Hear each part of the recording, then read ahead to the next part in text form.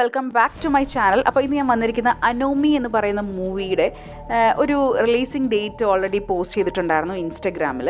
അപ്പം എനിക്ക് ഏറ്റവും പ്രിയപ്പെട്ട അല്ലെങ്കിൽ എൻ്റെ ഫേവറേറ്റ് ആയിട്ടുള്ള ഒരു ആക്ട്രസ്സാണ് ഭാവന എന്ന് പറയുന്നത്. ഭാവനയെ ഇൻട്രൊഡ്യൂസ് ചെയ്തിട്ടുള്ള ഒരു ടീസറൊക്കെ കണ്ടിട്ടുണ്ടായിരുന്നു. I feel so happy for her. And ആ ഒരു ഇൻസിഡൻറ്റിന് ശേഷം ഭാവന ഇന്ത്യക്കൊക്കെ ഒരു പ്രേമമുണ്ടായിരുന്നു എന്ന ഫിലിമിലൂടെ തിരിച്ച് വന്നിട്ടുണ്ടായിരുന്നു. പക്ഷേ ദിസ് ഇസ് എഗെയിൻ ഒരു ഇൻട്രൊഡ്യൂസിങ് ഭാവന എന്ന് പറഞ്ഞൊരു ടീസറൊക്കെ ആയിട്ടാണ് ഇറങ്ങിയേക്കുന്നത്. ആ ടീസർ ഓൾറെഡി ആക്ടർ സൂര്യയും ജ്യോതികയും അവരുടെ ഇൻസ്റ്റഗ്രാം പേജിലൂടെ ഒരു ഫിലിം ഡേറ്റ് അനൗൺസ്മെൻറ്റ് ടീസറായിട്ട് ഇറക്കിയിട്ടുണ്ടായിരുന്നു.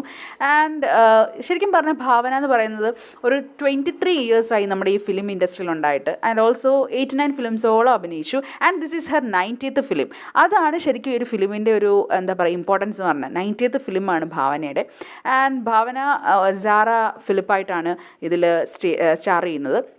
റഹ്മാനും ഭാവനയുമാണ് ഇതിൽ actor and actresses. And Philip എന്ന് പറഞ്ഞ ഷെബിനും ഉണ്ട്. ആൻഡ് ഇതിൽ പ്രോമിനൻറ്റ് റോൾസ് അഭിനയിക്കുന്നത് ഭാവനയുണ്ട്, റഹ്മാനുണ്ട്, ഷെബിനുണ്ട്, ദൃശ്യമുണ്ട്, ബിനു പപ്പു ഉണ്ട്, ആൻഡ് അർജുൻ ലാൽ ഉണ്ട്. അപ്പം ഇത് രചനയും സംവിധാനം written and directed by Riyas മാരാത്താണ്.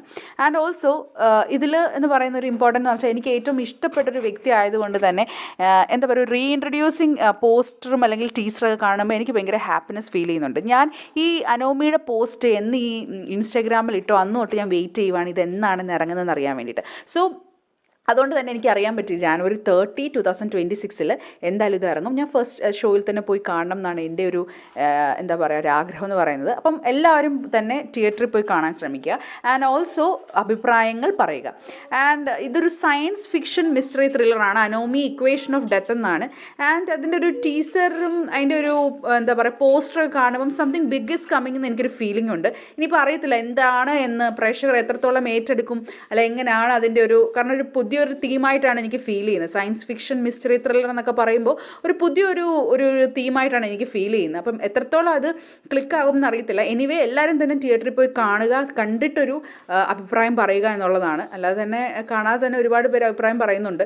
കണ്ടിട്ട് അഭിപ്രായം പറയുക എന്നുള്ളതാണ്. ആൻഡ് ഓൾസോ ഭാവനയുടെ ഒരു ഇൻട്രൊഡ്യൂസിങ് എന്ന് പറയുമ്പോൾ അല്ലെങ്കിൽ ഒരു എൻട്രി എന്നൊക്കെ പറയുമ്പം I feel so happy about her. I always stand with her എന്നാണ്. അപ്പോൾ thank you so much for watching my video. അപ്പം ആരെങ്കിലും സബ്സ്ക്രൈബ് ചെയ്യാത്തതുണ്ടെങ്കിൽ ഒന്ന് സബ്സ്ക്രൈബ് ചെയ്ത് സപ്പോർട്ട് ചെയ്യുക. Thank you and love you all. By.